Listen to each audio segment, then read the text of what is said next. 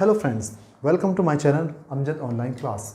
So today in this video we are going to discuss the cost classification, right? What is the concept of cost and what are different type of cost. Particularly in this video I would discuss the first primary type of the cost of capital, that is a fixed, right? What is the fixed cost, right? And what are other different types of the cost I will, right, keep discussing in my forthcoming videos.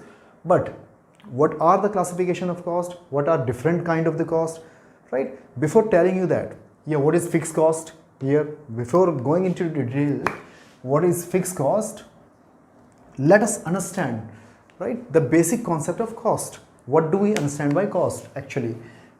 पहले fix cost क्या है, दूसरा इसके contrary आपका variable cost क्या है, उसको जानने से पहले तो हमें ये मालूम होना चाहिए कि हमारी कॉस्ट ही क्या है, हम कॉस्ट किसको बोलते हैं, right? What do understand by cost?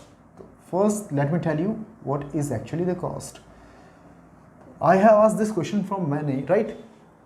तो many of the students have become confused when it comes to define the meaning of the cost. Actually many of us understand that the cost means the price.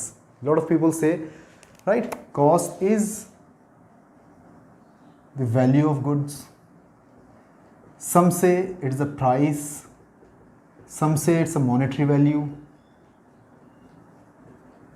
whatever. I have asked, right, and I have received this type of the answers from many students and from many people, but this connotation is completely wrong. This wrong, this is wrong, this is wrong, right? The meaning of the cost does not lie even around them, right? कहीं भी इनके आसपास भी cost का meaning नहीं है. तो cost है क्या actually, right? पहली चीज़ है what accountant says. यानी जब हम कहीं अगर आप देखें, हम बहुत बार मार्केट में कुछ चीज़ खरीदने के लिए जाते हैं. बहुत ही एक लेमैन्स वाला एग्जांपल आपको बता रहा हूँ. हम मार्केट में, मान लीजिए मैं ये मार्कर लेने के लिए गया, ये मार्कर लेने के लिए मैंने पूछा मार्केट में जाकर. बहुत बार हम ऐसे हमारे मुंह से निकल जाता है कि what is the cost of it, कितने का है या कितनी क्या है इसकी कॉस्ट. जनरली आपने देखा होगा कि जनरली मार्केट में लोग खरीदारी करने के लिए जाते हैं और ये पूछते हैं, they ask what is the cost of it actually. But I am raising a very wrong question. I am asking what he doesn't know. मैं उससे वो पूछ रहा हूँ कि वो खुद नहीं जानता. What instead asking the cost of it I should ask the price. तो it means there has become difference between the price and the cost. मैं पूछ रहा हूँ कि इसकी कॉस्ट कितनी भाई, तो वो तो खुद नहीं जानता उस चीज़ को जो मैं उससे पूछ रहा हूँ. Instead asking the, it means there is a big difference between the price and the cost. We generally हम लोग इनफॉर्मली, जब तक कि हम ये सब्जेक्ट नहीं पढ़ते हैं, कॉस्ट क्या है, कॉस्ट अकाउंटिंग क्या है, मैनेजमेंट अकाउंटिंग क्या है, जब तक हम शायद इस चीज़ को डिफ्रेंशिएट करना नहीं जानते हैं बहुत सारे लोग. तो कॉस्ट जो एक अकाउंटेंट जो है, अकाउंटेंट, कॉस्ट अकाउंटेंट डिफाइन कैसे करता है? He says that cost is the total expenditure. ये ध्यान रखना, I am using the word expenditure not expense, because there is a difference between the expenditure and expense also, जो मैं अभी बताऊंगा. Cost is the total expenditure incurred to manufacture any goods and services. This is whose point of view? It is an accountant point of view, cost accountant point of view. He defines the cost like this. यानी अगर मैं कोई या तो कोई service provider हूँ, service जब भी मैं कोई प्रोवाइड करूँगा, फॉर एग्जांपल जैसे मान ली कम्युनिकेशन सर्विसेज हैं, एयरटेल है, आइडिया है, these are all the communication provider, ठीक है, इंटरनेट प्रोवाइडर्स हैं, तो क्या उनकी कॉस्ट नहीं होगी? उनको भी तो एक बहुत बड़ा सिस्टम अपना हायर करना होता है या उसको इम्प्लांट करना होता है, ठीक है, बहुत बड़ी बड़ी टावर्स लगानी होती है, तो क्या वहाँ उनकी कॉस्ट इन्वॉल्व नहीं होगी? या कोई चीज़ मैं मैन्युफैक्चर कर रहा हूँ, सपोज मैं इसी मार्कर को मैं मैन्युफैक्चर कर रहा हूँ, तो इसको मैन्युफैक्चरिंग में मेरी एक लागत आएगी जिसे हम बोलते हैं कॉस्ट. तो यहाँ हम कैसे डिफाइन करेंगे? Cost is the total expenditure incurred to manufacture या टू प्रोड्यूस. प्रोड्यूस में वर्ड हम यूज़ कर सकते हैं, any goods and services. And I told you why I have word, right, used here as an expenditure, why I did not use the word expense. तो ये ध्यान रखिएगा, expenditure includes all type of expenses, either they are long term expenses or they are short term expenses. That's why I use the word expenditure. Expense अगर मैं use करता हूँ तो expense is always short term, ठीक है. तो इसलिए आपको मालूम होना चाहिए एक्सपेंडिचर में भी और एक्सपेंस में यही फ़र्क होता है, ठीक है. अगर मैंने बिल्डिंग खरीदी, अगर मैंने फर्नीचर खरीदा और मैंने स्टेशनरी खरीदी और पेन खरीदा, तो ये सब कुछ इंक्लूड करके मेरा एक्सपेंडिचर बन जाता है। लेकिन इनमें जो पेन और स्टेशनरी है खरीदना, वो क्या है, वो एक्सपेंस है मेरे, वो एक्सपेंडिचर नहीं है, ये ध्यान रखिएगा।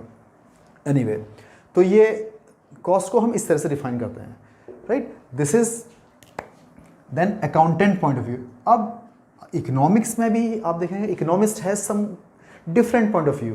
इकोनॉमिस्ट जितने हैं उनका पॉइंट ऑफ व्यू थोड़ा सा अलग है। How they define the cost word, they say the cost is the sacrifice of resources. They say the cost is the sacrifice of resource, right? Economists define the cost term like this कि cost क्या है उनके according, economics के point of view से वो sacrifice है। यानी अगर मान लीजिए मैं कल आज कोई बिजनेस लगा रहा हूँ तो मुझे बहुत सारे खर्चे करने होंगे, बहुत सारी कॉस्ट लगानी होगी, तो in right today that will be called sacrifice, because today I am sacrificing. Why I am sacrificing, because I have to earn the future gain. भाई अगर आप देखें ना, तो a businessman, a entrepreneur who is going to start a business, he is going to undertake a risk also. तो risk का मतलब क्या है, एक तरीके से सेक्रीफाइस कर रहा है। वो क्यों सेक्रीफाइस कर रहा है, क्योंकि उसे फ्यूचर में अर्न होने की उम्मीद है। He is hoping, he is expecting that there will be profit in the future, that's why he is sacrificing now all factors of production like land, labour, capital. वो आज वो हायर करेगा तो वो आज सेक्रीफाइस कर रहा है। तो this is an economist point of view, right. This is an accountant point of view, this is an economist point of view, right. ये इकोनॉमिस्ट ऐसे डिफाइन करता है कॉस्ट को। दोनों के पॉइंट ऑफ व्यू में बहुत बार कहीं कहीं डिफरेंस आ जाता है अकाउंटेंट पॉइंट ऑफ व्यू से। अब नाउ इन दिस, अगर मैं आपको एक इक्वेशन बताऊं तो आपको और क्लियर हो जाएगा कि डिफरेंस क्या होता है कि प्रॉफिट में, प्राइस में, कॉस्ट में। वो मैथमेटिशियन पॉइंट ऑफ व्यू हो जाता है। यानी अगर मैं बोलूँ आपसे cost is equal to sales, या सेल्स नहीं, अगर सेल्स की जगह मैं यहाँ फिलहाल प्राइस लिख देता हूँ, माइनस प्रॉफिट। इस इक्वेशन से, this is an mathematician point of view, इस पॉइंट ऑफ व्यू से आपको तीनों टर्म अलग अलग मालूम हो जाएंगे कि तीनों टर्म अलग हैं। There is a big difference between the price, profit and the cost, right. Price includes the element of profit in itself. यानी अभी मैंने जैसा कहा ना, अगर मैं मार्केट में ये चीज़ खरीदने के लिए जाता हूँ तो आई should ask the price, because the retailer is selling right after including the profit element in it. वो लॉस में थोड़ी बेचेगा भाई। अगर उसको 10 रुपये की ये चीज़ पड़ रही है तो वो 12 रुपये की बेचेगा ना। तो जो वो 12 रुपये हैं वो क्या है, इसके प्राइस हैं। तो आई शुड आस्क द प्राइस। तो इट मीन्स अगर प्राइस से मैं प्रॉफिट निकाल दूंगा तो वो उसके लिए वो कॉस्ट हो जाएगी कि साहब ये चीज़ मुझे इतने की पड़ी, जिसे हम बोलते हैं लागत। कि इसकी तो कहते हैं ना, अगर बहुत सारे शॉपकीपर होते हैं कि भाई साहब इसकी इतनी तो लागत भी नहीं आ रही है इसकी, कि मैं आपको इतने में कैसे दे दूँ। लागत का मतलब है कि उनको इतने का नहीं पड़ रहा है। तो यानी एनी शॉपकीपर और any retailer has to sell any product more than its cost, and that's why he will earn the profit. तो इट मीन्स कॉस्ट क्या है, अगर हम प्राइस से प्रॉफिट को निकाल देंगे that will be equal to the cost. This is the difference between the cost and the price which we must know, which we sometime get confuse. और इसी इक्वेशन को अगर हम ऐसे लिखें, cost is equal to price plus loss, एक ही बात है। अगर लॉस हो रहा है तो प्राइस में हमें ऐड करना पड़ेगा, और अगर प्रॉफिट हो रहा है तो प्राइस से हमें निकालना होगा। ये लेकिन देखिए, ये इक्वेशन तो आपकी 5th क्लास से स्टार्ट हो जाती है। 5th क्लास से आप लोग पढ़ना शुरू कर देते हैं, 5th, 6th, 7th। लेकिन पढ़ना, ठीक है, अच्छे नंबर लाना, देखिए मैं आपको हमेशा से बोलता आया हूँ, that's another matter, but clearing your concept is different matter. अब आपकी यही इक्वेशन आप देखिए कितने हाई लेवल पर यूज़ होगी इन्हीं सब्जेक्ट्स में, कॉस्ट अकाउंटिंग में और मैनेजमेंट अकाउंटिंग में, जो हम आगे आपको बताएंगे। बट ये है वही इक्वेशन जिसको हम आगे एलोबरेट करेंगे। तो यहाँ देखिए, ये किसका पॉइंट ऑफ व्यू है, मैं रिगेन कर लेता हूँ, आपके लिए रिकैप्चुलेट करता हूँ। This is accountant point of view जो ये कहता है, this is economist point of view जो कहता है कि कॉस्ट सेक्रीफाइस है, और this is an mathematician point of view जो एक इक्वेशन से डिफाइन कर देता है। और इस इक्वेशन से हमें ये क्लियर हो जाता है इन तीनों में डिफरेंस क्या है। तो before telling you the type of the cost, types जो हमारा मेन टॉपिक है, तो मैंने आपको पहले उसका थोड़ा सा कॉन्सेप्ट और थोड़ा मीनिंग बता दिया। अब आपको ये मालूम हो गया कि हमारी कॉस्ट है। अब हम कह सकते हैं कि व्हाट आर डिफरेंट टाइप्स।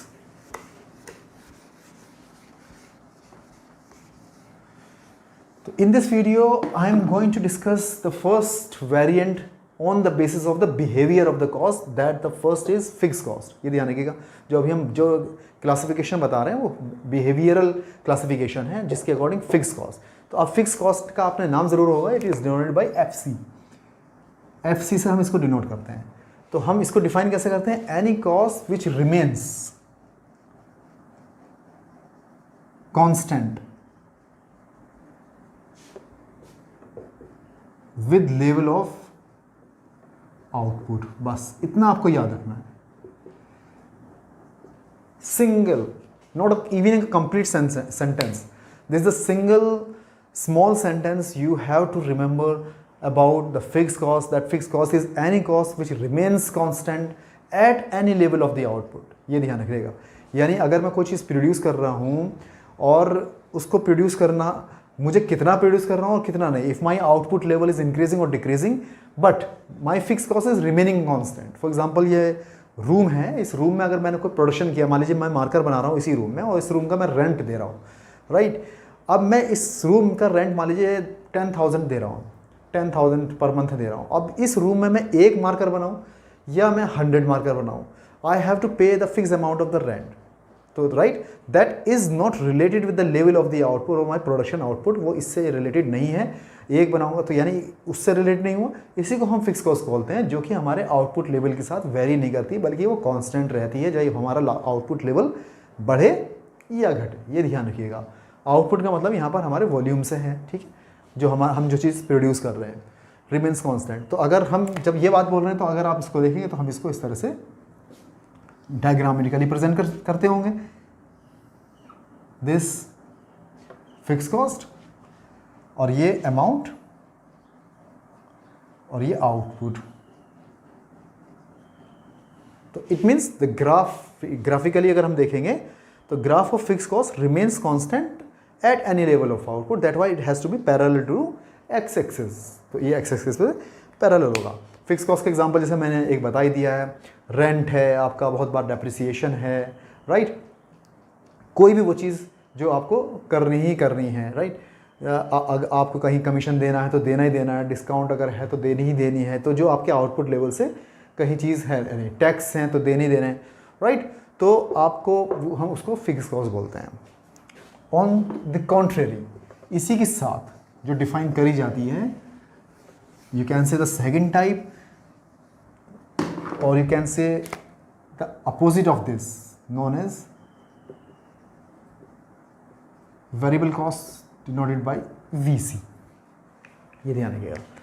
हम आगे शॉर्ट टर्म ही यूज़ करेंगे, शॉर्ट फॉर्म ही यूज़ करेंगे, वेरिएबल कॉस्ट।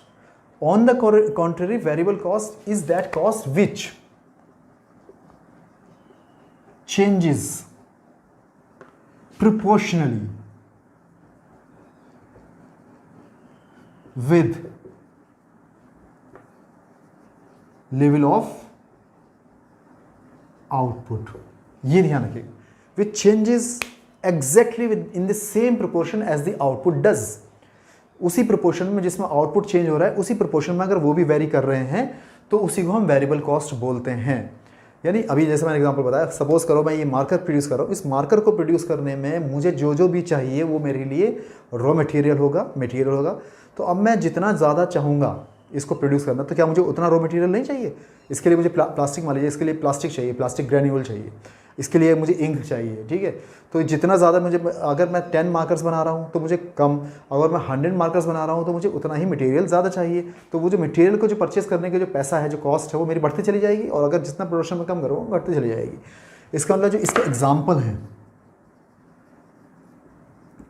वो दो ही हैं। There are only two pure variable, that is material,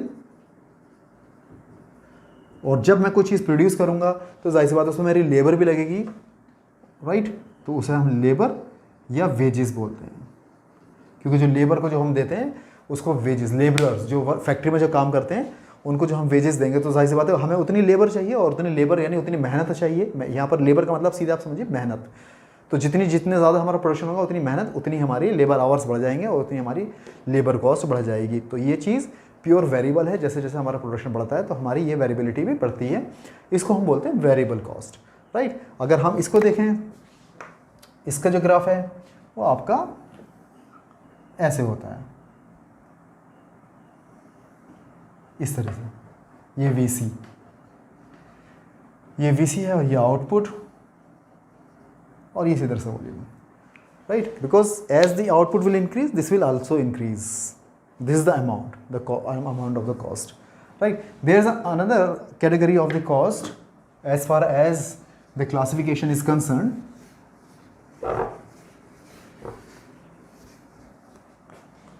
That is known as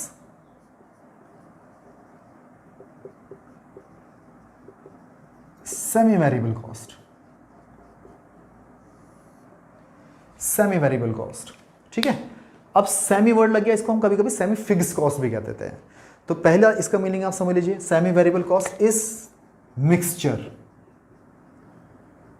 of fix cost and variable cost. पहली चीज तो ये जान लीजिए, हम इस तरह से यानी it is a mix cost, इसको हम मिक्स कॉस्ट भी बोलते हैं because it is the combination of the fix cost and variable cost. तो वो मिक्सचर है।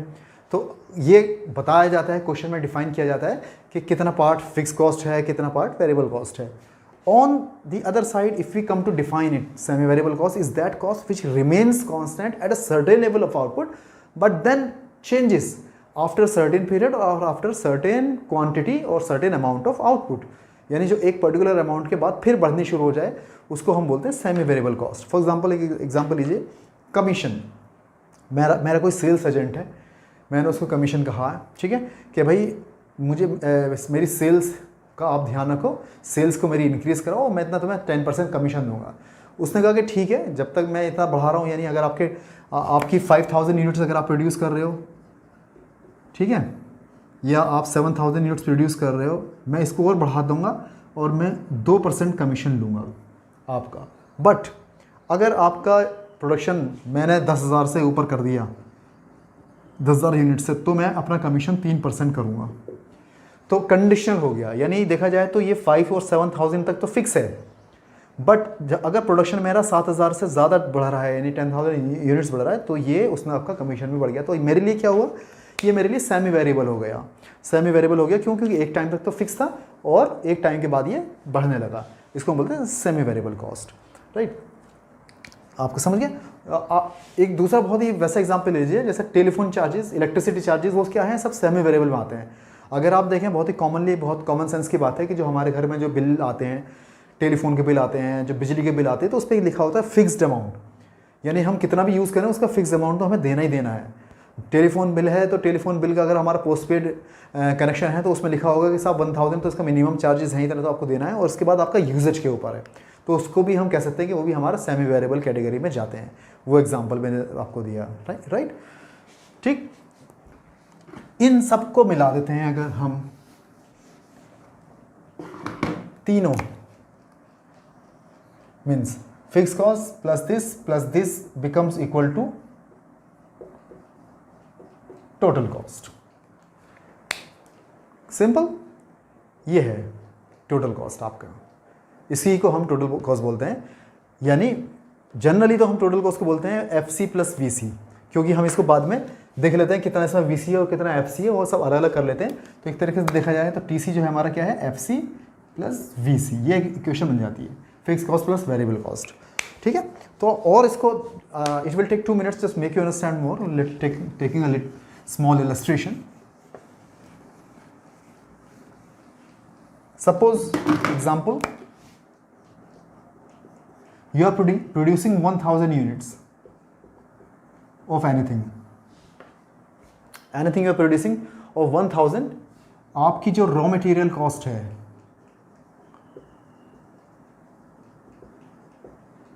रॉ मटेरियल कॉस्ट मान लीजिए 2 रुपीज़ पर यूनिट है, लेबर कॉस्ट है जो आपको दे रखी है, लेबर कॉस्ट वो आपकी 1 रुपी पर यूनिट है, और जो आपकी फिक्स कॉस्ट है वो आपके 3000 है रुपीज़, ये 3000 में दे रखी है, राइट। और आपको ये कहा कि आप सेल कर रहे हो, सेल्स ₹10,000 की, 10,000 रुपये की आप मार्केट में सेल कर रहे हो। ये इन्फॉर्मेशन आपको गिवन दे है, किसी भी पर्टिकुलर बहुत छोटे से प्रोडक्ट के बारे में है ये इन्फॉर्मेशन, कि आप उसका रॉ मटेरियल जो आप कोई चीज़ प्रोड्यूस कर रहे हो, मान लीजिए मार्कर ही प्रोड्यूस कर रहे हो, तो इसका जो मुझे रॉ मटेरियल पड़ रहा है वो 2 रुपीज़ पर यूनिट पड़ रहा है। मान लीजिए 1 यूनिट पे मुझे 2 रुपये इसकी कॉस्ट आ रही है, लेबर की आ रही है 1 रुपया, और जो फिक्स कॉस्ट है इसकी 3000 रुपये है, और जो मैं इसको बेच रहा हूँ वो 10,000 रुपये, टोटल जितने भी यूनिट मैं 1000 यूनिट्स को इतने की बेच रहा हूँ। तो इसको हम अगर देखें तो हमारा प्रॉफिट कितना है, मेरा कहने मतलब है कि हम इसको कैसे यूज़ करेंगे। तो अब आप ये देखिए, सबसे पहले आप लिखते हैं इसमें वेरिएबल कॉस्ट। वेरिएबल कॉस्ट में हमारी क्या क्या है, रॉ मटेरियल हमारा कितना है 2 रुपीज़ पर यूनिट है। अब मैं आपसे बोलूँगा 2 रुपीज़ पर यूनिट है तो टोटल कितना हो जाएगा, 2 इंटू 1000 यूनिट्स आप प्रोड्यूस कर रहे हैं इज इक्वल टू 2000, हो जाएगा नहीं हो जाएगा, 2000 रुपये। आपका लेबर है, लेबर आपका 1 है और 1000 यूनिट से आप प्रोड्यूस कर रहे हैं, तो 1 इंटू 1000, तो ये कितना हो जाएगा 1000। फिर आपकी फिक्स कॉस्ट है, फिक्स कॉस्ट टोटल दे रखी है आपकी 3000। तो अब आपसे बोला जाए टोटल कॉस्ट कितनी होगी आपकी, टोटल कॉस्ट 6000। अब आप देखिए कॉमन सेंस की बात है कि 6000 का आपका टोटल कॉस्ट आ रही है, और जिसे आप कितने में बेच रहे हैं 10,000, तो 10,000 में बेच रहे हैं, इसका मतलब आप प्रॉफिट कितना ले रहे हैं, ये सेल्स है, इसका मतलब प्रॉफिट कितना हो गया 4000 का आप इसमें प्रॉफिट ले रहे हो, 4000 का प्रॉफिट, ये आपके सामने है।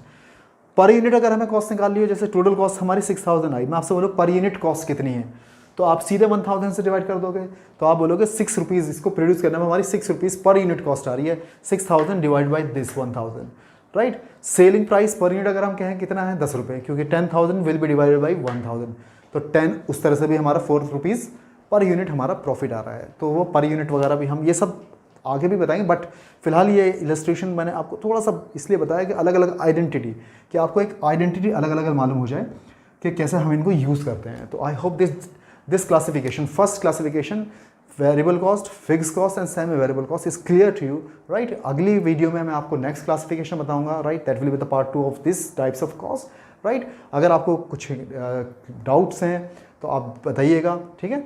अदरवाइज़ अब नोट्स बना लीजिए, क्योंकि ये आने वाले टाइम के लिए बहुत ज़्यादा इंपॉर्टेंट आपके लिए सब्जेक्ट है, राइट। तो thanks for watching this video patiently, see you, stay safe, stay at home, see you in the next video, thank you, bye.